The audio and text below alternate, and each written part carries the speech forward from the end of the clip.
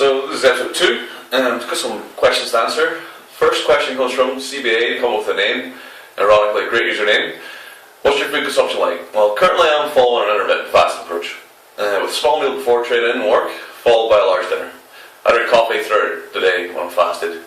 For the small meal, I usually try to have something like oats and peanut butter, or a small portion of the meal I'm going to have for dinner. Usually try to have 700 grams to a kilo of meat, 4 to 5 portions of vegetables, and a carb source. I alter the amount of carbs on lifting days, add more carbs, and non-lifting days, less carbs.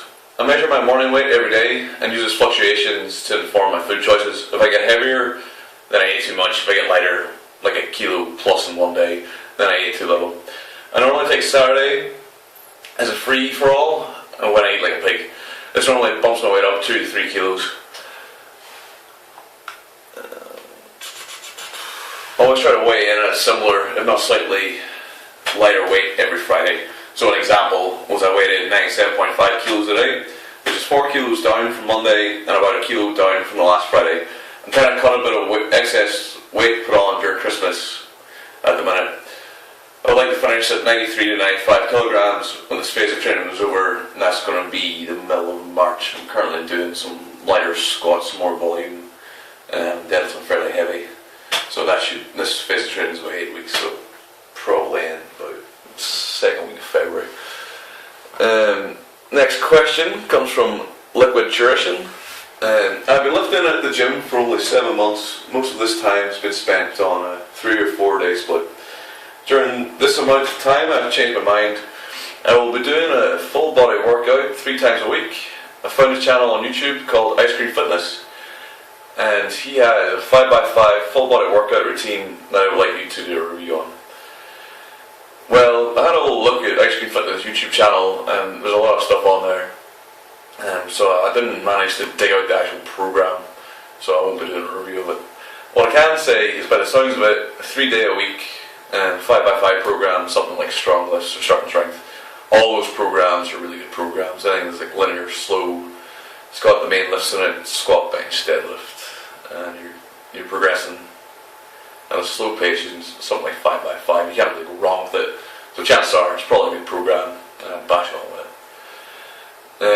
Right, I got a question that was sent as a private message, but I think you can answer it better in video format. Plus, I think they're good questions that a lot of people would like to hear. So there's a few questions from the same person. The first question is, what are your thoughts on white stance squatting? I always struggle to find a technique I feel comfortable with. White stance squatting is very much down to your build. Typically, most people should take like a closer stance, like around their hips, slightly above. This is probably more relevant for powerlifting than it is for anything else. White stance squats are very difficult to meet like an IPS standard of depth. If you watch like American federations, they all take a white stance. Like things like SPF or GNC, and that's not down to that style of squatting being better. That's down to the style of equipment they use. They use multiply briefs, multiply suits, where the majority of the supports are on the hip. You'll see a lot of guys, like if you watch like West Side doing speed sessions or doing ME sessions to a box, you'll see that they don't. A lot of the guys don't even wear wraps because they don't really need the support in the knee. It's more the supports are on the hip. So that's why they take a wider stance, and the depth they're going to, they don't need to take a close stance. Whereas if you watch quick lifters lifted in IPF, the vast majority of them will take a close to medium stance when they're squatting, and that's because that's necessary for most people to make an IPF standard depth, which is the crease of the hip below the knee. As far as training for bodybuilding is concerned, wide stance squats aren't really going to hit your quads or your hamstrings. They are going to hit your hamstrings. They're going to hit your hips more than they're going to hit your legs. So you probably want to take a more medium stance if you're worried about bodybuilding. For Olympic lifting, you pretty much have to take a medium stance because you're going to have to go to full depth when you're squatting, and you're not going to achieve a full depth unless you're really weirdly built with a wide stance squat. Typically, guys with like longer femurs, shorter torso prefer the wide stance. I'll put a link to like a lifter doing a wide stance squat, and you can look at his build, and you can have a look at like his form when he's doing it. For the person in question, who will remain anonymous, I think white stance squat probably suited to your build. So continue on with that. Question 2, I have similar issues with bench press. Do you think training with arch coming up is a bad idea? I find the only way to keep it planted is with a date style arch. Absolutely not. If you're training for bodybuilding, what you do doesn't really matter. If you're training your chest and you feel it in your chest like really quite a lot after your training, then that's the goal. And how you achieve that, whether it's flat back, super arch, close grip, whatever the hell you're doing, if you feel it in your chest after the workout, that's what you're after if you're bodybuilding. For powerlifting, some people reckon you should practice how you play, so they always train with arches, they always train with commands, they'll train paused, arch down to the rules, yada yada. I prefer my own training to just overload as much as possible. I'm not really fussed about what it looks like when I'm doing it. I'm just worried about getting stronger within that. And then when I go to competition, I'll conform to the rules like everybody else, or else you won't make the lift. So what I do when I'm benching is I try to keep my ass down as long as possible. But normally, say if I'm doing a 10 rep set, about 7 reps, 7 is about usually when I need to start picking my arse up to get more reps. But I'll get 3 extra reps picking my arse up, so I'm quite happy to do it. It really depends on the lifter, as does everything. I would say keep your ass down as much as possible, but there's a difference between you making a rep and not making a rep, and pick your ass up and make the reps. In my opinion, you'll get more out of your sessions if you're causing more of an overload, causing more of a stress, than you will if you're doing everything to perfect form or to the rules.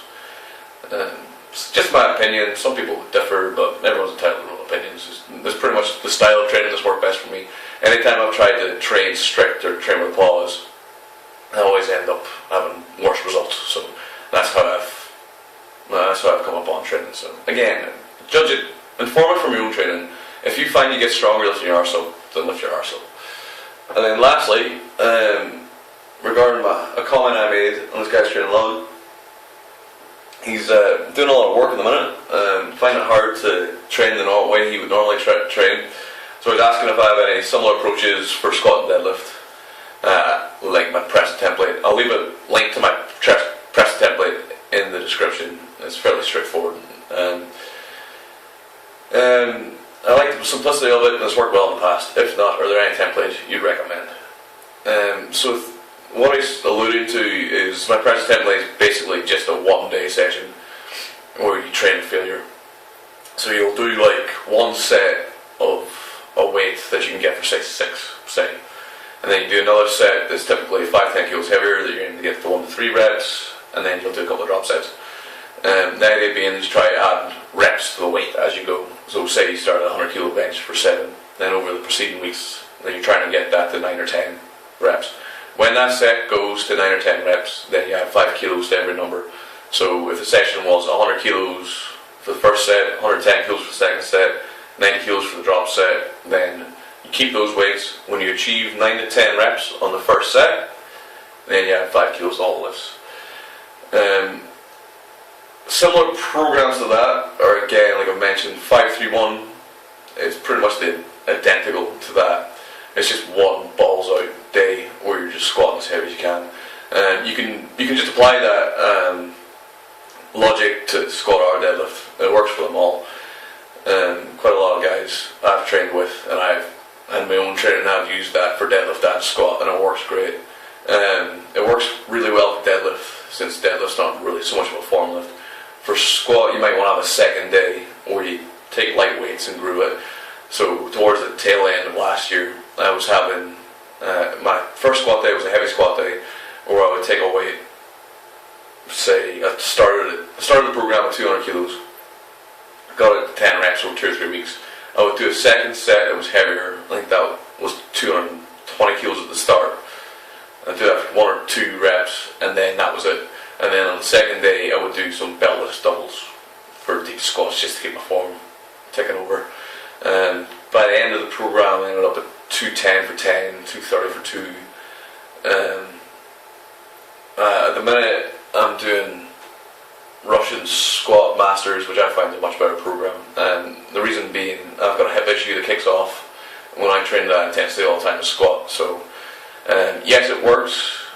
Is it applicable for squat? Try it and find out. But other templates in that vein, something like 5-3-1, where there's just a rep out set one day in the week, and that's what you use for your overload. Okay, so that concludes this episode. Again, any questions, more than happy to answer. Leave a comment, send me an email. Okay, that'll do. See you next time.